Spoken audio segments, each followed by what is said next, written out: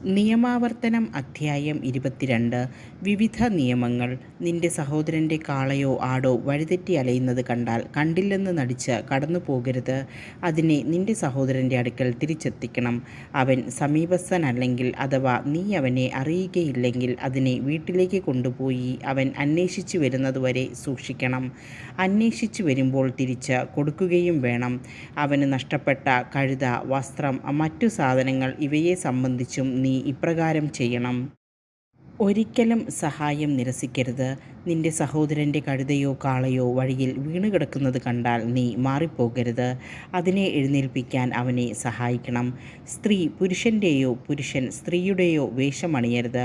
അപ്രകാരം ചെയ്യുന്നവർ നിന്റെ ദൈവമായ കർത്താവിന് നിന്ദ്യരാണ്. കുഞ്ഞുങ്ങളുടെയോ മുട്ടകളുടെയോ മേൽ തള്ളപ്പക്ഷി അടയിരിക്കുന്ന ഒരു പക്ഷിക്കൂട് വഴിയരികിലുള്ള ഏതെങ്കിലും വൃക്ഷത്തിലോ നിലത്തോ കാണാനിടയായാൽ കുഞ്ഞുങ്ങളോട് കൂടെ തള്ളയെ എടുക്കരുത്. തള്ളപ്പക്ഷിയെ പറന്നു പോകാൻ അനുവദിച്ചതിന് ശേഷം കുഞ്ഞുങ്ങളെ നിനക്കെടുക്കാം. നിനക്ക് നന്മയുണ്ടാകുന്നതിനും നീ ദീർഘനാൾ ജീവിച്ചിരിക്കുന്നതിനും വേണ്ടിയാണ് ഈ കൽപ്പന. നീ വീട് പണിയുമ്പോൾ പുരമുകളിൽ ചുറ്റും അരമതിൽ കെട്ടണം. അല്ലെങ്കിൽ ആരെങ്കിലും താഴേക്ക് വീണ് രക്തം ചിന്തിയ കുറ്റം നിന്റെ ഭവനത്തിന്മേൽ പതിച്ചേക്കാം. മുന്തിരിത്തോട്ടത്തിൽ മറ്റ് വിത്തുകൾ വിതയ്ക്കരുത്.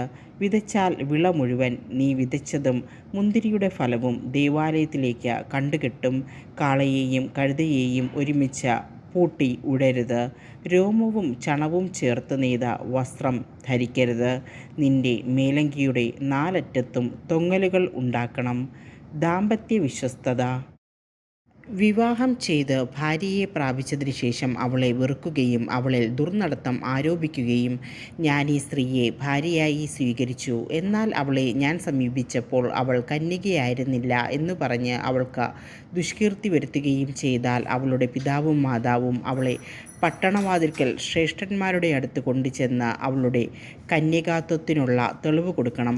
അവളുടെ പിതാവ് ഇപ്രകാരം പറയണം: ഞാൻ എൻ്റെ മകളെ ഇവന് ഭാര്യയായി നൽകി. അവൻ അവളെ വെറുക്കുകയും നിന്റെ മകൾ കന്യകയല്ലായിരുന്നു എന്ന് പറഞ്ഞ് അവളിൽ ദുർനടത്തം ആരോപിക്കുകയും ചെയ്യുന്നു.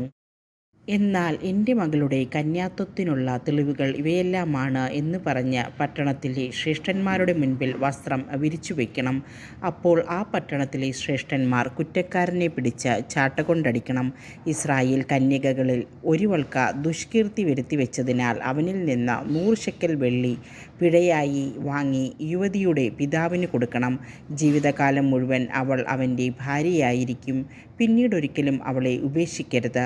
യുവതിയിൽ കന്യാത്വത്തിൻ്റെ അടയാളം കണ്ടില്ലെങ്കിൽ അവർ ആ യുവതിയെ അവളുടെ പിതൃഭവനത്തിൻ്റെ വാതിൽക്കൽ കൊണ്ടുപോകുകയും അവളുടെ നഗരത്തിലെ പുരുഷന്മാർ അവളെ കല്ലെറിഞ്ഞ് കൊല്ലുകയും ചെയ്യണം. എന്തെന്നാൽ പിതൃഗൃഹത്തിൽ വെച്ച് വേശ്യാവൃത്തി നടത്തി അവൾ ഇസ്രായേലിൽ തിന്മ പ്രവർത്തിച്ചു.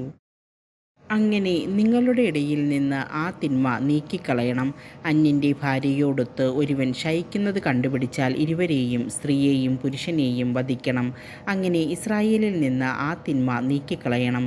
അന്യപുരുഷനുമായി വിവാഹവാഗ്ദാനം നടത്തിയ ഒരു കന്യകയെ പട്ടണത്തിൽ വെച്ച് ഒരുവൻ കാണുകയും അവളുമായി ശയിക്കുകയും ചെയ്താൽ ഇരുവരെയും പട്ടണവാതിൽക്കൽ കൊണ്ടുപോയി കല്ലെറിഞ്ഞ് കൊല്ലണം.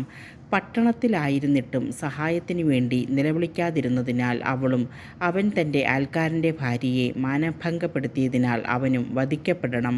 അങ്ങനെ ആ തിന്മ നിങ്ങളുടെ ഇടയിൽ നിന്ന് നീക്കിക്കളയണം. എന്നാൽ ഒരുവൻ അന്യപുരുഷന് വിവാഹവാഗ്ദാനം ചെയ്തിരിക്കുന്ന ഒരു യുവതിയെ വയലിൽ വെച്ച് കാണുകയും അവളെ ബലാത്സംഗം ചെയ്യുകയും ചെയ്താൽ അവളോടുകൂടെ ശയിച്ച പുരുഷൻ മാത്രം വധിക്കപ്പെടണം. യുവതിയെ നിങ്ങൾ ഒന്നും ചെയ്യരുത്. മരണശിക്ഷാർഹമായ ഒരു കുറ്റവും അവളിലില്ല. അയൽക്കാരനെ ആക്രമിച്ച് കൊല്ലുന്നത് പോലെയാണിത്. എന്തെന്നാൽ അവൾ വയലിൽ ആയിരിക്കുമ്പോഴാണ് അവൻ അവളെ കണ്ടത്. വിവാഹവാഗ്ദാനം നടത്തിയ അവൾ സഹായത്തിനായി നിലവിളിച്ചെങ്കിലും അവളെ രക്ഷിക്കാൻ അവിടെ ആരുമില്ലായിരുന്നു. ഒരുവൻ വിവാഹവാഗ്ദാനം നടത്തിയിട്ടില്ലാത്ത ഒരു കന്യകയെ കാണുകയും ബലം പ്രയോഗിച്ച് അവളോട് കൂടെ ശയിക്കുകയും അവർ കണ്ടുപിടിക്കപ്പെടുകയും ചെയ്താൽ അവൻ ആ യുവതിയുടെ പിതാവിന് 50 ശെക്കൽ വെള്ളി കൊടുക്കുകയും അവളെ ഭാര്യയായി സ്വീകരിക്കുകയും ചെയ്യണം. എന്തെന്നാൽ അവൻ അവളെ മാനഭംഗപ്പെടുത്തി. ഒരിക്കലും അവളെ ഉപേക്ഷിച്ചുകൂടാ. ആരും തൻ്റെ പിതാവിൻ്റെ ഭാര്യയെ പരിഗ്രഹിക്കരുത്. അവളെ അനാവരണം ചെയ്യുകയുമരുത്.